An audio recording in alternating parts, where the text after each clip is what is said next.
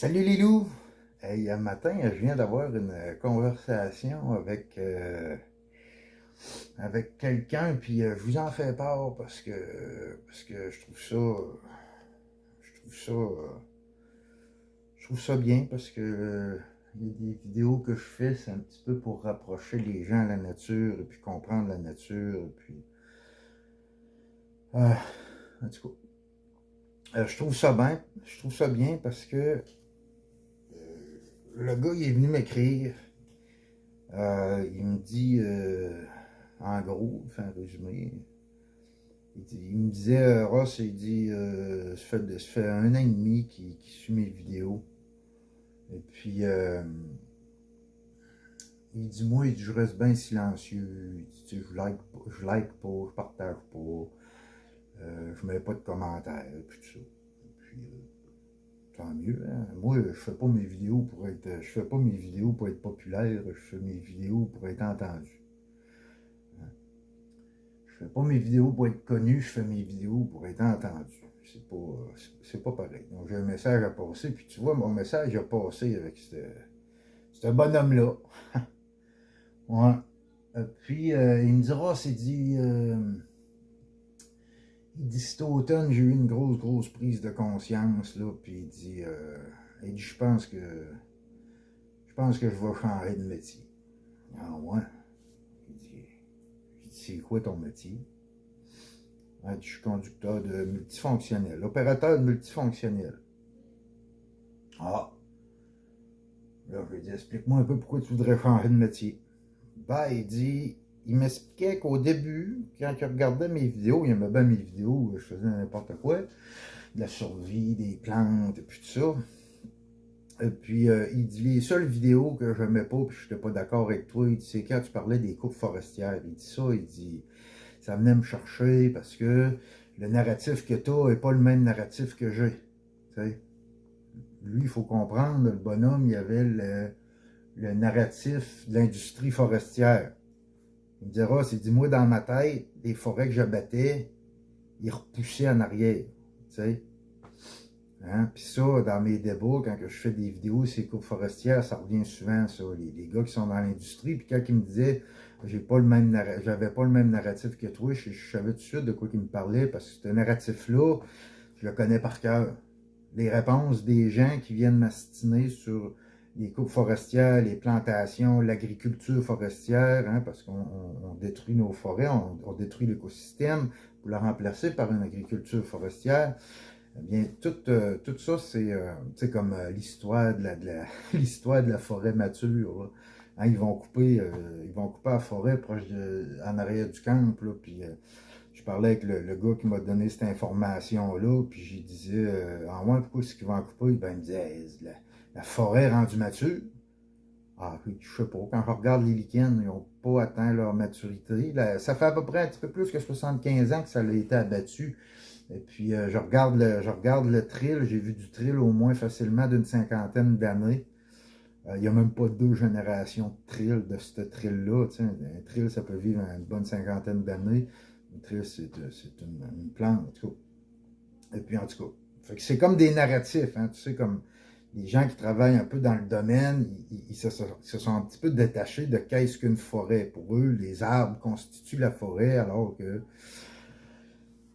bon, l'arbre, c'est la plus grosse plante fibreuse au monde, et puis il y a plein de choses qui constituent une forêt. Hein? Vous savez, on est en train de perdre nos caribous dans le parc de la Gaspésie parce que nos forêts, ils sont trop jeunes, parce que l'industrie forestière, elle laisse pas la forêt devenir à pleine maturité, puis même une forêt mature, je pense pas qu'on peut parler vraiment de forêt mature, je pense qu'on peut parler de forêt primaire, lorsqu'une forêt a perdu toute l'essence de l'homme, les traces de l'homme, en tout cas.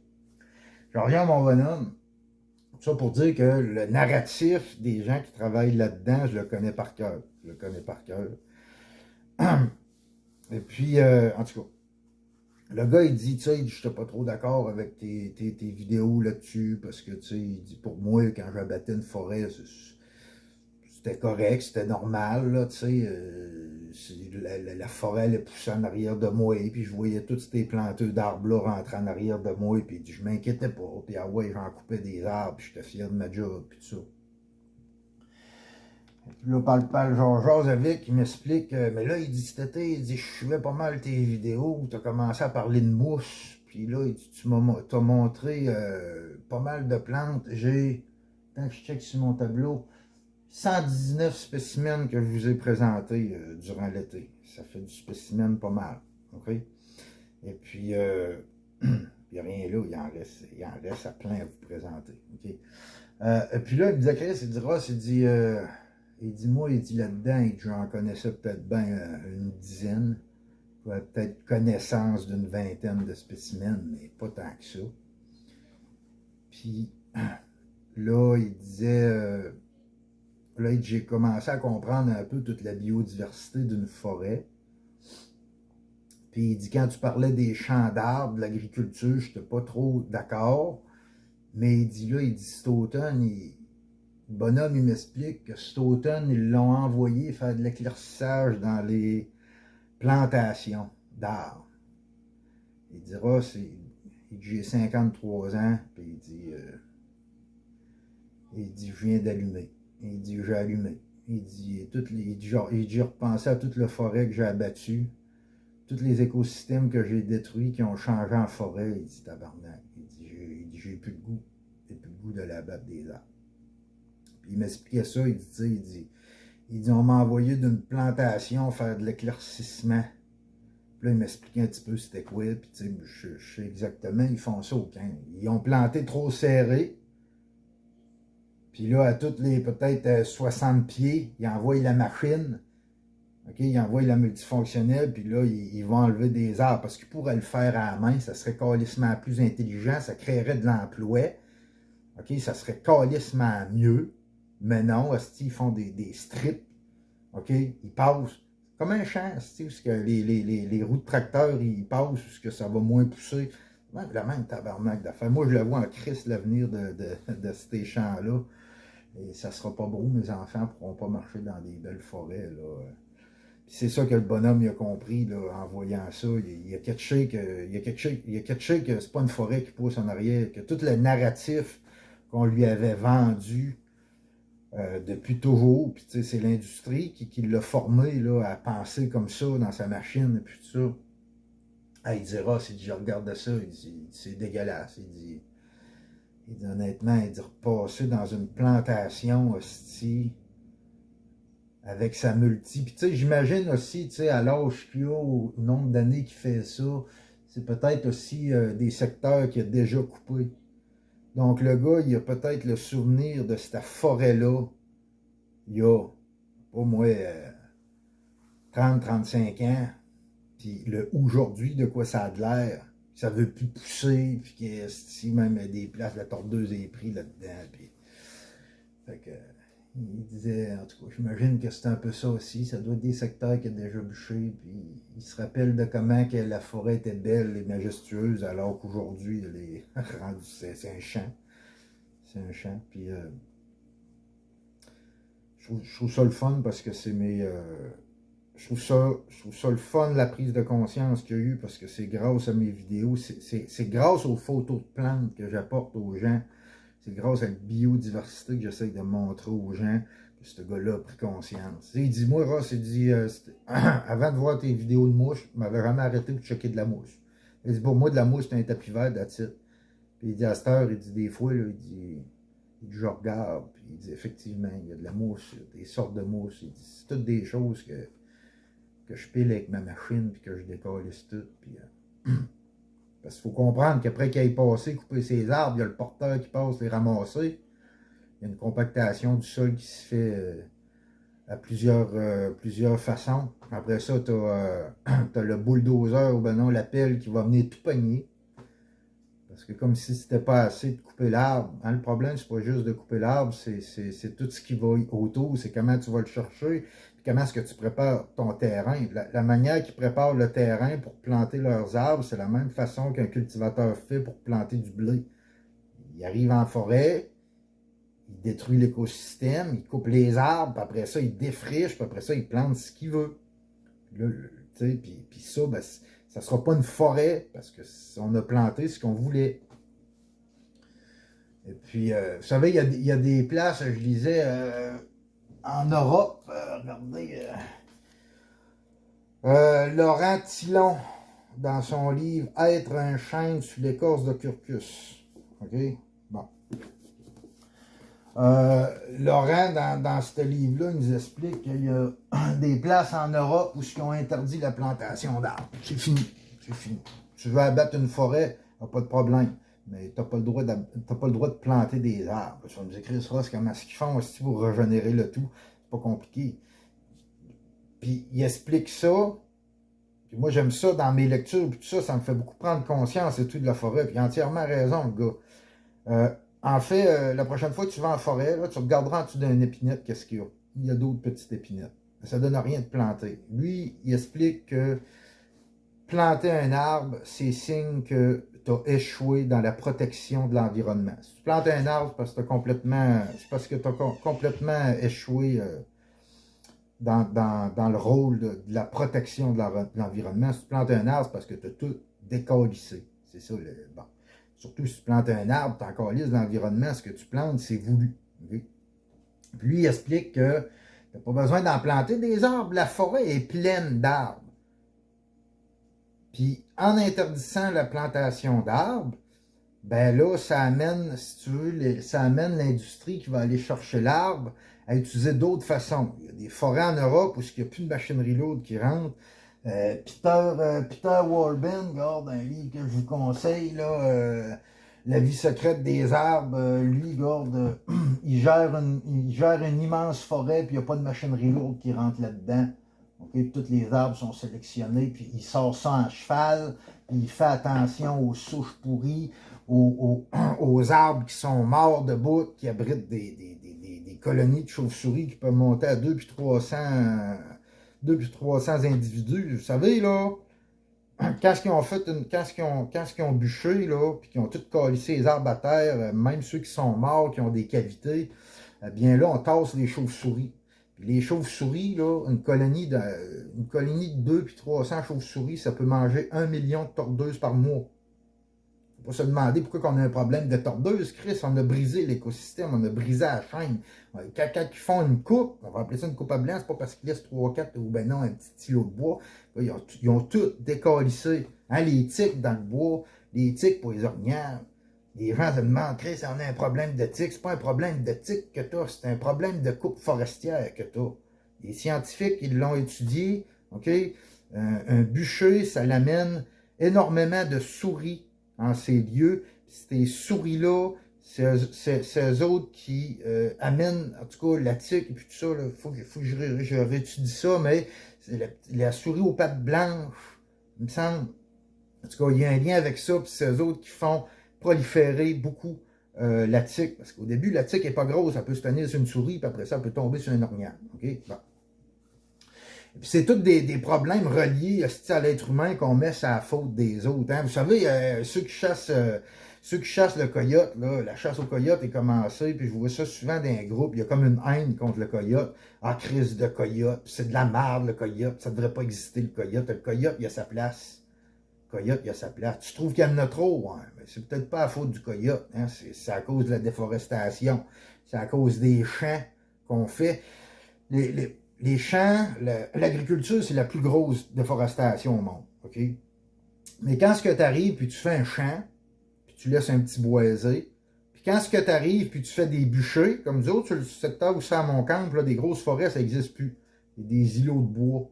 En fait, pour un grand marcheur comme moi, je ne considère pas ça comme des grosses forêts. Donc, ça fait des îlots de bois. Puis les autres, les coyotes, là, ben, Chris, ils se pognent en gang, puis ils font le tour des îlots de bois, puis c'est bien plus facile pour eux autres, puis c'est comme ça qu'ils se multiplient de plus en plus. Donc, il y a beaucoup de grosses fautes de l'homme, mais qu'on jette ces autres. La tordeuse d'épinette, si elle prolifère comme ça, c'est la faute de l'homme. Les tiques, si ça prolifère comme ça, c'est la faute de l'homme. OK?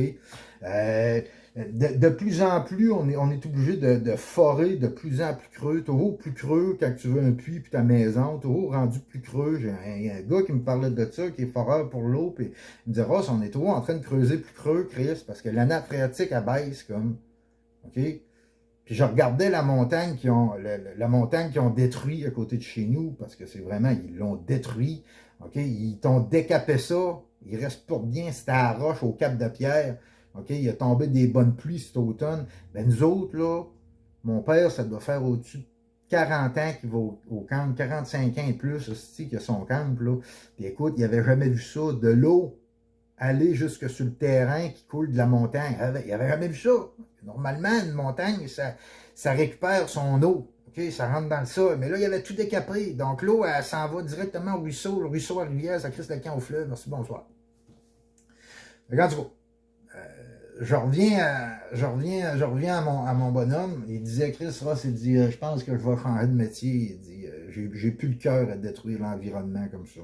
Mais je lui dis, change pas de métier. Au contraire, reste dans ta multi. Parce qu'on en a besoin des arbres. Hein? On en a besoin pour bâtir des hôpitaux. On en a besoin pour faire mon camp est fait en bois. On en a besoin. Hein? Je chauffe au bois. On a besoin. On abat des arbres. On a besoin pour me chauffer. Hein? On a besoin pour réparer le camp. Hein? On a besoin d'une planche de temps en temps, réparer le balcon. On a besoin. Et ce qu'on n'a pas besoin, c'est d'abattre une épinette pour faire une crise de. Attendez, de la visite. Excusez, de visite. Ouais, c'est ça. Ça fait que ce que je disais, c'est que on peut pas. Faut pas abattre des arbres pour bâtir des McDonald's. On n'a pas besoin de ça, des McDonald's. Regardez tous les petits bâtiments de merde qu'on bâtit, là. Il y a tellement de choses. En fait, c'est la plus grande cause de déforestation au monde, c'est nous. C'est nous autres. C'est notre consommation. La journée qu'on va moins consommer, qu'on va moins. Tu sais, l'industrie, elle va arrêter d'embûcher des arbres, pas complètement, mais elle va se calmer la journée qu'on va arrêter d'y en demander. Il y a une demande. Tu sais, bon. Ça fait que je dis au gars, reste dans ta multi, continue à en abattre des arbres, mais avec la conscience. Ça, c'est pas pareil en tabarnak. Ça, c'est pas pareil. Faire sa job avec une conscience, c'est pas pareil. Parce que ce gars-là, c'est un grand, grand changement dans l'industrie. Paraît pas, hein? On dirait une goutte d'eau dans l'océan, mais c'est faux. C'est faux. Comme Bouddha disait, sois le changement que tu veux voir dans ce monde. C'est ça. C'est chacun de nous autres, un par un, qu'on change le monde. Pas globalement, c'est un par un, c'est nous autres. Puis ce gars-là, il a changé, puis il a changé sa façon de voir les choses. OK? Puis j'ai dit, reste toujours aussi fier de ta job. Une job bûchée. Reste toujours aussi fier. Parce que on a besoin de toi pour bâtir des hôpitaux. Okay? On a besoin de toi. On a besoin de toi pour ça. Ça, c'est important. C'est une chose à comprendre.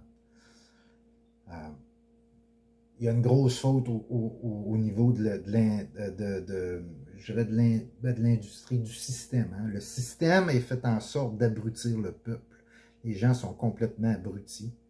Okay? Prenez pas mal le mot abruti, mais les gens, ils ne sont plus conscients de ce qui les entoure. On est dans un monde de consommation. Les gens, ils pensent qu'ils essayent de se rendre heureux parce qu'ils ont perdu la simplicité dans leur vie. Fait qu'ils essayent de se rendre heureux en achetant des choses. Puis ils n'y arrivent pas, puis ils consomment, puis ils consomment. Et puis, ça, on court à notre perte comme ça. On court à notre perte. Hein? La planète, elle garde à 400 milliards d'années, là. La planète, là, c'est un pet, l'homme, pour lui, là, je veux dire, elle s'est déjà auto-détruite avec ses volcans, puis avec des météorites, puis ce que tu voudras. D'ailleurs, je lisais dans celle-là ici, la planète du héron bleu, OK, 30 ans pour sauver la biodiversité. OK? Et puis le gars, il expliquait là-dedans que selon les archéologues, il y avait genre... il disait, je pense, il y a eu 4 ou 5 extinctions massives, okay, sur la planète qui savent, là, en fouillant le sol, en checkant, là, comme les débris, il y a eu un moment donné, je pense, c'est des volcans qui ont pété, puis là, ça l'a recouvert comme notre ciel pendant peut-être 2-3 ans, OK? de cendre, avec tout retombe, puis ça, ils voient, il y a une grosse couche de cendre, genre dans la Terre, puis c'est planétaire. Et puis là, tu sais, ils savent qu'il y a eu, après ça, avec ça, il y a beaucoup d'ossements, donc ils savent que ils savent qu'il y a eu une grosse extinction, OK, à ce niveau-là. Et puis des météorites, des choses du genre. Et puis lui, il expliquait que l'homme, avec sa consommation, est rendu à un point où ce qui est rendu considéré comme étant genre la prochaine cause d'une extinction massive. Okay? Après cette extinction-là, la planète va reprendre, tu sais. Mais c'est ça qu'expliquait le gars, il dit on est rendu tellement loin dans notre délire qu'on est rendu dangereux, on est rendu un cancer. On est capable de se décancériser, okay? On est capable. Okay? Ça, il faut se rattacher à la terre-mère. Moi, je suis convaincu que l'homme est bon au fond de soi, mais il est juste comme pas... il s'est détaché de la nature, tu sais. Et puis il a perdu beaucoup de conscience. Et puis je pense que l'homme qui est conscient d'une chose euh, va essayer de la protéger. Tu sais, je vais te nommer la mitrelle nue. Tu connais-tu la mitrelle nue? Non. Tu feras tes recherches, tu écouteras mes vidéos. Une petite plante avec une fleur exceptionnelle qui ressemble à un flocon de neige, super beau, très subtil en forêt, beaucoup nombreuses en forêt. Okay?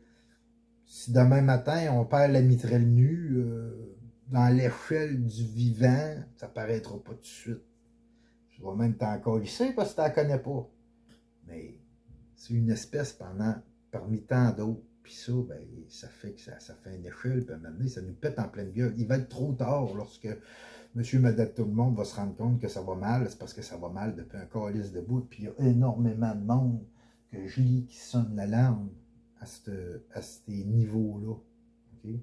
C'est important, ça avoir la conscience. Donc, si le gars il a conscience de ce qu'il fait, il peut peut-être en parler à son collègue.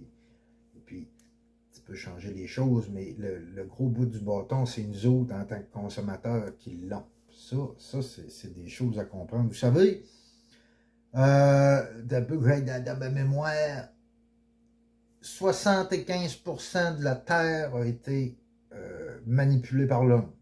Déchiffré, l'homme l'a manipulé. Okay? 75% de la Terre, et là j'inclus les océans, parce que hein, on ne voit pas ce qui se passe dans les océans, mais quand ils raclent le fond, puis qu'ils décrissent des coraux, qui ont pris du temps à pousser, puis tout ça, puis qu'il y a de moins en moins de poissons, puis ils sortent ça, il se passe de quoi là en crise aussi. Donc 75% de la planète a été manipulée par l'homme, a été façonnée, a été modifiée. Okay? Après ça, il y a 85% de nos, comment on appelle ça, les lieux humides, là, voyons, les lieux humides, là, je me souviens plus comment t'appelles ça, en tout cas, on va appeler ça les lieux humides, okay? Les écosystèmes humides, les swamps, tout ça, 85% ont disparu de notre Terre. Tu sais, je te parlais là, que la nappe phréatique abaisse. Là. Puis ça, c'est dû à quoi? C'est dû en gros pourcentage à la déforestation. J'inclus là-dedans le fermier qui se fait un champ, puis la compagnie qui bûche un bûcher. Là, l'eau, elle tombe là-dessus, comme je l'expliquais tantôt, puis elle coule directement au ruisseau, puis elle ne rentre plus dans la terre. La terre s'achisse, comme il y a un cycle qui est en train de se briser. C'est le temps à tabarnak qu'on commence à allumer. Le problème, c'est que tu vis dans un monde de crosseurs. Il y a encore du monde qui vont voter aujourd'hui, là, en pensant que... Mais tu vis dans un monde de crosseurs. Je veux dire, on est en politique et non en démocratie. Ça, c'est une chose qu'il faut comprendre. Hein? Et puis ceux-là qui tu sais, c'est pas parce que tu vas voter pour qui va te gouverner que tu es en démocratie. Là. Puis si on sera en démocratie, tu sais, moi je pense que le peuple a le droit de savoir ce qui se passe pour de vrai. Je pense que le peuple a le droit de savoir ce qui se passe tout de vrai. Je vous ferai un autre vidéo un peu poussée parce que les gouvernements, ils se sont tous réunis. Je me souviens plus en quelle année, mais qu'importe, ils se sont tous réunis parce que la planète, elle va pas bien. Ils savent que ça va pas bien. Ils savent que c'est notre consommation. Puis ils ont pris des décisions. OK? Il y a une décision de sauver genre 30% de la planète. Ils veulent redonner au moins la nature à 50% de la planète.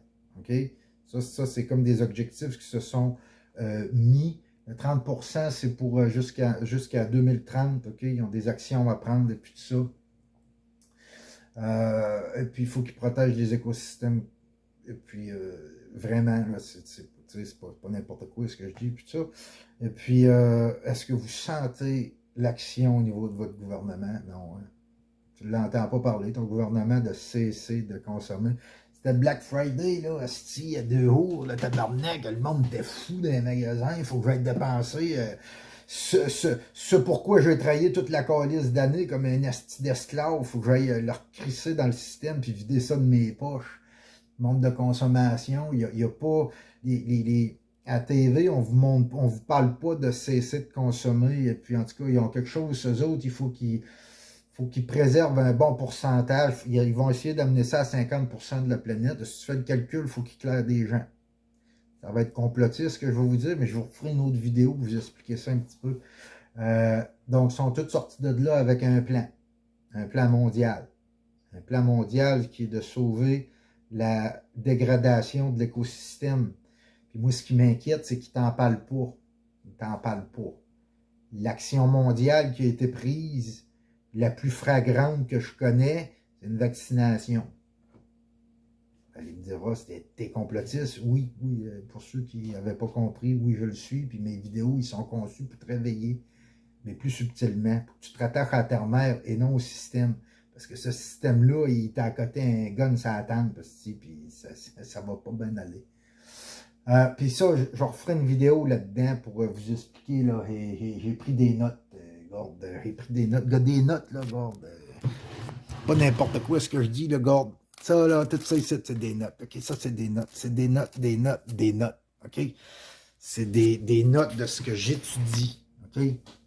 Ce que je vous dis là, ce que je viens de vous dire là, ça sort pas de YouTube, là, tabarnak, ça va être sur YouTube dans pas long. Mais ça sort pas de YouTube, là, ça sort de mes livres de plantes qui nous expliquent que les gouvernements se sont réunis pour prendre des décisions mondiales, puis il faut que ça se fasse d'ici, il y a un pourcentage à atteindre d'ici 2030. Moi, ce qui me fait peur, c'est qu'il n'y a pas de narratif pour éduquer la population à TV. Nos enfants, dans les écoles, on les éduque pas. Comprenez? On les formate au système de consommateurs de merde, mais on leur explique pas que l'écosystème à part en couille, puis c'est à cause que si tu t'arrêtes pas de consommer, puis puis ta nouvelle tablette, puis ci, puis ça, puis... Tu sais, comprenez? C'est comme, garde, un ordi ici, là, garde, un ordi ici, là. Non, cet ordi-là, j'ai conscience, je l'utilise avec conscience, je le sais, asti, qu'il faut creuser des mines, puis il faut polluer, puis ça prend ci, puis ça prend ça, asti, pour être capable d'avoir un ordinateur. Mais ton ordinateur, là, OK, moi, là, je l'ai acheté pour éduquer les gens, pour faire des vidéos, asti, OK? Pour vous éduquer, puis vous amener un petit peu plus de qualité dans mes vidéos, quand je parle de plantes, d'être capable de vous envoyer faire du montage et puis tout ça. Mais bref, je ne l'utilise pas pour aller me crosser sur YouPorn. Tu comprends? Je n'utilise pas ça pour ça. Mon Facebook, c'est la même chose. J'utilise pas mon Facebook pour aller bitcher puis dire de la style marde aux gens. Puis j'utilise mon Facebook, j'utilise cette technologie-là qu'on m'offre dans le but de désabrutir les gens. Je le fais pour faire du bien. Okay?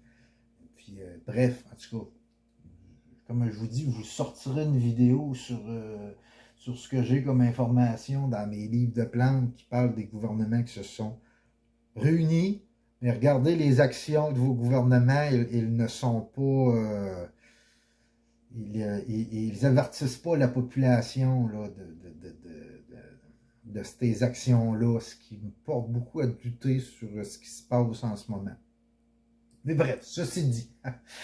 Je reviens à mon bonhomme. Le gars, 53 ans, il s'est ouvert les yeux. Je l'ai convaincu de rester dans sa machine et de continuer à battre des arbres. Si tu trouves que c'est contradictoire ce que je dis, c'est parce que tu n'as rien compris de ce que je viens de raconter dans ma vidéo. Hein? Mais il fait avec conscience. Puis faire des actions avec conscience, ça change tout. Puis il faut devenir conscient. Il faut être conscient de ce qu'on fait. C'est une chose extrêmement importante. Et parfois, pour être conscient, il faut faire ses propres recherches. Il faut faire ses propres recherches. Si tu doutes de quelque chose, si tu doutes d'un narratif, moi je pense que si une compagnie forestière, pas une compagnie, mais si l'industrie forestière est capable de te mentir en pleine gueule, même toi, ce qu'un gouvernement peut faire, comment est-ce qu'il peut, parce que c'est le gouvernement qui a droit qui donne les droits de coupe, et puis les terrains, et puis tout ça, si tu veux, fait que... Moi, à ta place, j'attendrai pas que le gouvernement te sauve le cul, parce que il le fera pas comme tu vas penser qu'il va le faire. Puis c'est nos gestes, c'est aller tous les jours en prenant conscience, en s'intéressant à la nature, en se rapprochant à la nature, parce que la nature, c'est la vie. Il faut arrêter de mélanger le système dans lequel on vit, parce qu'aujourd'hui, on a un problème, on a fait passer, si tu veux, la biodiversité en bas de l'économie. Ça, c'est un grave problème. Il en parle justement, dans lequel il en parle. Moi, je pense que c'est dans lui. Il me semble que c'est dans lui. C'est Laurent. Laurent nous explique ça. Le problème, là, c'est que Chris, on a mis l'économie en premier. C'est rien que ça que ton gouvernement a dans la gueule. De parler de l'économie. OK? Mais en réalité, l'écosystème devrait être avant l'économie. D'abord, l'économie, il va falloir que l'homme soit capable de jumper ça. L'argent, là, je pense que les gens là, sont rendus écœurés de travailler. Tu vas travailler 75% de ta vie, peut-être plus, 80% de ta vie, aller surpayer des impôts et des hosties de mal. OK? C'est pas ça la vie. C'est pas ça qui est important. C'est l'écosystème, parce que c'est ça qui nous fait vivre. OK? La mousse en forêt, c'est important. C'est une base qui fait vivre d'autres choses, et puis qui, en bout de ligne, fait en sorte que toi et moi, on est capable de respirer. Okay? C'est complètement con de couper l'arbre qui donne l'atmosphère. C'est complètement stupide. On en a besoin, mais il faut faire comme du monde. Il faut arrêter de détruire et puis de remodeler le monde à l'homme. Il faut que ce soit l'homme qui se modèle au monde, et non l'inverse. L'homme n'est pas le roi du monde. L'homme est une sous-espèce qui est en train de tomber. Mais bon, c'est ça que c'est. Je suis extrêmement content d'avoir eu cette conversation-là avec cet homme-là un matin, d'avoir pu lui ouvrir un petit peu les yeux sur son métier. Puis, ben, tu sais, comme qui dit, là, il aime bien mon principe qu'il faut abattre des arbres pour bâtir des hôpitaux et non des McDo. Donc, d'ailleurs, il m'a dit qu'il ne mangeait pas de McDo parce que c'était de la grosse merde. Super, tu sais. Si tu veux sauver la planète, là, va pas dans les places où tu sais, arrête d'aller au McDonald's, tu veux sauver la planète. Tu sais, je veux dire, c'est des petites actions qui vont faire. Pas sauver la planète, excusez-moi. Ça et tout, c'est un mauvais parler. Hein? Les gens, l'industrie usurpent les mots. Non, on va pas sauver la planète. Il faut pas essayer de sauver la planète. Il faut essayer de sauver l'être humain. Okay? C'est comme ça que c'est. Juste dans le dernier Caribou, c'est tout un bon livre à aller lire, hein, de Michel Leboeuf, le dernier Caribou. Là, lui, il parle un peu des caribous, justement. Ben, des caribous de Val d'Or, des caribous du parc de la Gaspésie, puis je ne sais plus trop où, là. Et puis, lui, il explique ça, il dit, tu sais, il explique que le caribou, Chris, c'est une espèce qui a vécu des ères glaciaires, c'est presque un dinosaure, tellement que c'est vieux, cette espèce-là. Et puis, le déclin du caribou est comme le canari dans une mine.